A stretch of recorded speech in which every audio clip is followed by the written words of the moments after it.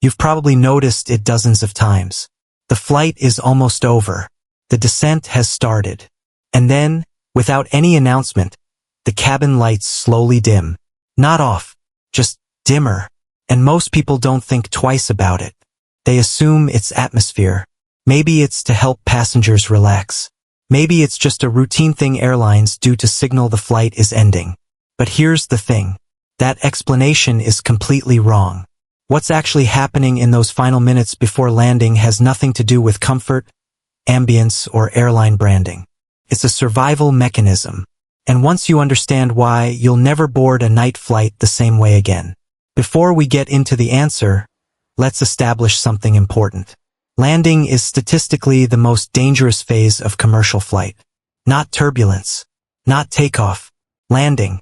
According to aviation safety data, the final approach and landing phase accounts for a disproportionately high percentage of serious accidents despite taking up only a tiny fraction of total flight time. Think about what's actually happening during those final minutes. The aircraft is descending at speed. The pilots are managing dozens of variables simultaneously. Altitude, approach angle, airspeed, crosswind, runway condition. And the passengers? They're sitting in a sealed metal tube, completely dependent on systems they can't see or control. If something goes wrong during landing, a hard touchdown, a runway excursion, an emergency evacuation, every second matters. Not minutes, seconds. And that's exactly where the cabin lights come in. Because what happens to your eyes in those final minutes before landing could be the difference between getting out safely and not getting out at all. To understand why this matters, we need to go back to something most people learned in school and immediately forgot. Human vision. Specifically, how your eyes actually adjust to darkness. Your eyes have two types of photoreceptors, cones and rods. Cones work in bright light. They give you color, detail, sharpness. Under good lighting, they work almost instantly. Rods are different. They work in low light. They're your night vision system. And they're extraordinarily sensitive, capable of detecting individual photons in near total darkness. But there's a catch. Rods don't activate instantly. They take time. If you walk from a brightly lit room into complete darkness, you've experienced this firsthand. For the first few seconds, you're essentially blind. Then shapes slowly emerge. Then more detail. Then, after several minutes, you can actually navigate reasonably well. That process is called dark adaptation. And here's the part that matters. Full dark adaptation, the point where your rod cells are operating at maximum sensitivity, takes between 20 and 30 minutes. 20 to 30 minutes. Not seconds. Not 2 minutes. Half an hour. And there's something even more important. Dark adaptation is incredibly fragile. A single exposure to bright light, even for just a few seconds, completely resets the process. Your rods bleach out. The adaptation is gone. And your eyes have to start the entire 20 to 30-minute process all over again. Early aviation engineers understood this problem almost immediately, because it didn't just affect passengers. It affected the people flying the plane. In the early days of commercial aviation, cockpits were brightly lit environments. Instrument panels, overhead displays, reading lights, all of it bathed the flight deck in relatively bright illumination. And during daytime flights, that was fine. But at night, something dangerous happened. Pilots flying in darkness, relying on external visual cues, runway lights, horizon reference, would sometimes look down at a bright instrument panel and then back outside. And in that brief moment of transition, their night vision was compromised. The outside world went from relatively visible to much harder to see. For a pilot on final approach at night, that's not a minor inconvenience. That's a direct threat to safety. And it wasn't just cockpit lighting. Cabin lighting contributed too. On early aircraft, cabin and cockpit lighting systems weren't always fully separated. Light spillage from the cabin could affect pilot visibility. Reflections in windows created visual interference. More importantly, engineers began to think about a scenario that nobody wanted to think about. What if the landing went wrong? What if there was an emergency evacuation? Passengers sitting in a brightly lit cabin for hours would have zero dark adaptation. The moment they stepped onto a dark runway, or found themselves in a smoke-filled, low-visibility cabin, they would be functionally blind. And in an evacuation, you have roughly 90 seconds. That's the certification standard. 90 seconds to get every passenger off the aircraft before conditions become unsurvivable. 90 seconds, with zero night vision, in a potentially dark or smoke-filled environment. The math didn't work. Something had to change. The solution that emerged wasn't complicated, but it was elegant. If you can't give passengers 20 to 30 minutes of darkness before landing, you can at least start the process. By dimming cabin lights during the final approach, typically beginning somewhere between 10 and 30 minutes before touchdown, airlines give passengers a head start on dark adaptation. It won't get you to full night vision, but it moves you significantly along the curve. Studies on human dark adaptation show that even partial adaptation 10 to 15 minutes in reduced light dramatically improves low-light visual performance compared to transitioning from full brightness to total darkness. In an emergency evacuation scenario, that partial adaptation could mean the difference between navigating a dark aisle effectively and stumbling blindly into an exit door. But dimming the lights was only part of the solution, because engineers realized that if passengers couldn't see well in an emergency, neither could they help themselves. So two other things happened at the same time. First, window shades. On night flights or flights landing in low light conditions, passengers are often asked to open their window shades before landing. This isn't about giving people a view. It's about flooding the cabin with whatever ambient light is available from outside. Natural light, runway lights, terminal lighting. More importantly, open window shades serve a critical safety function. After an accident, first responders outside the aircraft need to be able to see inside. They need to identify which areas are intact, where passengers are located, and whether fire or structural damage is blocking certain exits. Open window shades give them that visibility. Closed shades create blind spots, and in a rescue scenario, blind spots cost lives. Second, tray tables and seat backs. You've heard the announcement. Tray tables up, seats in the upright position. Again, most passengers assume this is about takeoff and landing courtesy, or maybe luggage shifting. But the real reason is evacuation geometry. A reclined seat reduces the space between rows. In a high-stress evacuation where people are moving fast and not thinking clearly, that reduced space creates bottlenecks. A tray table left down becomes a physical barrier. It can trap a passenger in their seat during the critical first seconds of evacuation. And in those 90 seconds, a trapped passenger isn't just a personal tragedy. They're a human obstacle blocking the exit path for everyone behind them. So every single pre-landing procedure, the dimmed lights, the raised shades, the upright seats, the stowed tray tables, is part of one integrated system. A system designed around one scenario that airlines hope never happens, but plan for on every single flight. On modern commercial aircraft, cabin lighting is a surprisingly sophisticated system. It's not just one switch marked bright and dim. Modern wide-body aircraft like the Boeing 787 Dreamliner or Airbus A350 use full LED mood lighting systems with thousands of possible color and intensity combinations. These systems are programmable. Airlines can set specific lighting sequences that trigger automatically at different phases of flight. During boarding, bright, welcoming light. During meal service, warmer, slightly dimmer tones. During cruise on long-haul overnight flights, deep blue simulating twilight, then gradual darkening to encourage sleep. During descent, a specific dimming sequence calibrated to the approach phase. And this isn't just aesthetic. The science behind it is called circadian lighting design. Airlines and aircraft manufacturers work with human factors researchers, scientists who study how humans perform under different physiological conditions to optimize every lighting phase. On a 14-hour overnight flight, the lighting sequence is designed to help passengers sleep during the middle portion of the flight and then gently wake them with gradually increasing light intensity before landing. This reduces passenger disorientation during landing. It improves alertness, and it contributes, even if only marginally, to better situational awareness in the cabin during the approach phase. But there's a layer to this that most passengers never think about. The flight crew. Cabin crew, the flight attendants, have their own lighting considerations during the approach phase. As the cabin dims, flight attendants are conducting final safety checks, confirming seat belts, checking overhead bins, verifying exit rows.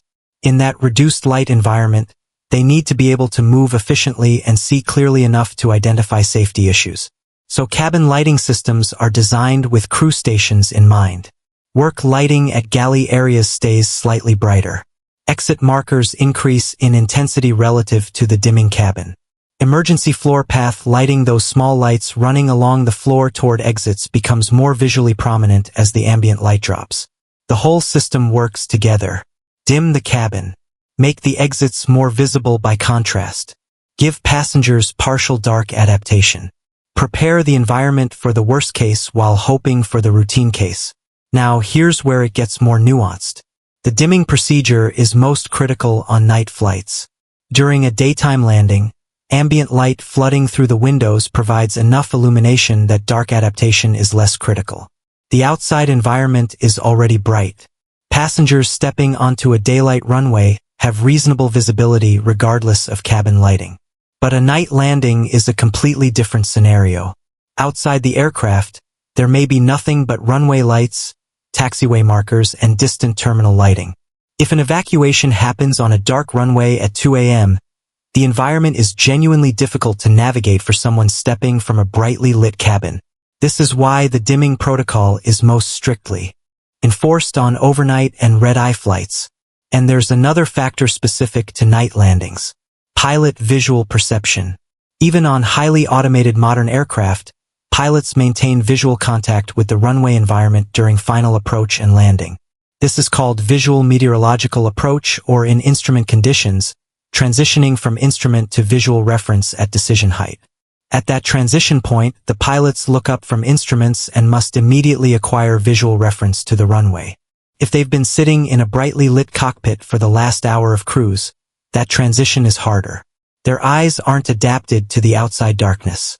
The runway lights may appear dimmer than they actually are. Depth perception on approach can be subtly affected. This is why modern cockpits also reduce lighting during the descent and approach phase. It's the same principle, same science, different seat. And it explains something else you might have noticed on night flights.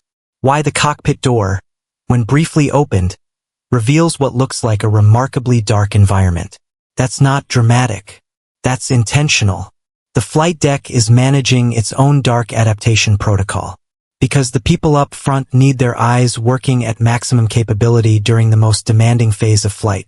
Now let's talk about why this isn't just theoretical. Aviation safety research has studied evacuations extensively, and the findings are consistently sobering. In real-world evacuation scenarios studied both through accident data and controlled simulation, passenger visual capability in the first seconds after an emergency is one of the most critical variables. Smoke, darkness, disorientation. These three factors combine to create what researchers call perceptual overload. Passengers don't just struggle to see. They struggle to process what they're seeing. They move slower. They make worse decisions. They cluster near familiar exits even when other exits are closer and clearer. Studies have shown that in smoke-filled cabins, even partially dark-adapted passengers perform significantly better than those transitioning from full brightness. They find the floor path lighting faster. They locate exit doors more quickly. They make fewer navigational errors. And when you're talking about 90 seconds, those differences aren't marginal. They're the entire margin. There have also been real accidents where cabin lighting specifically was identified as a contributing factor to evacuation outcomes. In several post-accident investigations, aviation safety boards noted that cabin lighting conditions, whether too bright, incorrectly sequenced, or non-functional, affected passenger behavior during evacuation. It's not the headline cause.